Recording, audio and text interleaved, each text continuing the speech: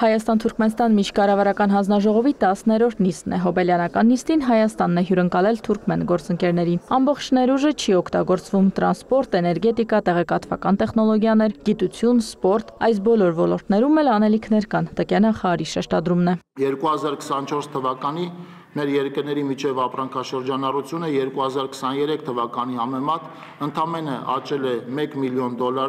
կազմելով $22 միլիոն։ Հուսով ենք, որ այս տարի առևտրատնտեսական հարաբերությունների զարգացման տեմպերը եւ երկկողմ ապրանքաշրջանառության ցուցանիշները զգալիորեն ավելի բարձր կլինեն։ Աշխատանքը մեծ կարևորություն է տալիս Երևանի հետ տարբեր ոլորտներում համագործակցության ու գործընկերության զարգացմանն ու խորացմանը։ Թուրքմենստանի նախարարների կաբինետի նախագահի տեղակալ Բաթիր Ամանովի ընդգծումն է։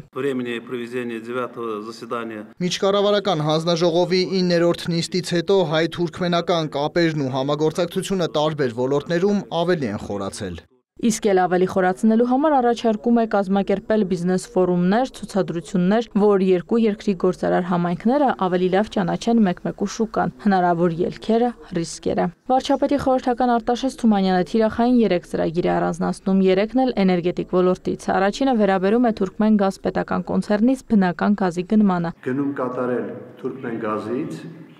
բնական գազի հետ կապված Իրանի տարածքով կազմակերպել դրա փոխանակումը swap սխեմայով, ուրախություն մեզ պետք է ասել, որ մենք ունենք իրանական կողմի պաշտոնական համաձայնությունը, ընդ որում նաև նշված են քանակական կոնկրետ ցուցանիշներ 600 միլիոնից մինչև 1 միլիարդ խորանարդ ծավալով գազի ձեռքբերման հետ կապված։ Բայց ամենակարևոր բաղադրիչի գազի գնի հարցում դեռ համաձայնություն չկա։ Բանակցությունները շարունակում են։ Երկրորդ ծրագիրը թուրքմենական կողմից էլեկտրական էներգիայի գնման ծրագրի իրականացումն է։ Թուրքմենական կողմը նաև հայտարարել է հնարավոր իր գնային առաջարկությունը, որը կարծում եմ ընդունելի է մեզ համար։ Երրորդ առանցքային ուղղությունը նավթագազային համալիրի տարբեր արտադրատեսակների ձեռքբերման ու մատակարարման հնարավորությունների մասին է։ Դա վերաբերում է դիզվառելիքին, նաև բենզինին, հեղուկ գազին եւ այլն։ Այստեղ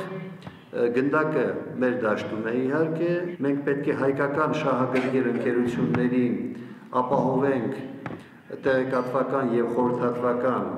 աջակցությամբ, որ կարողանան աշխատել Թուրքմենստանի պետական ապրանքահումքային բորսայում։ Տնտեսական համագործակցության խորացման համար ինչ է արվել նախորդ տարի ու ինչ է պետք անել այս տարի։ Երկու երկրի ոլորտային պատասխանատուները առանձին ներկայացնում են առաջարկում, իսկ արդյունքների արձանագրությունը ստորագրությամբ վավերացնում են միջկառավարական հանձնաժողովի նախագահները Խուդատյանն ու Ամանովը։ Բացի ստորագրված արձանագրությունից հոբելյանական նիստը վավերագրում են նաև ընդհանուր լուսանկարով։ Իրնամ Կրչյան, Աշոտ Խաչատրյան, լուրեր։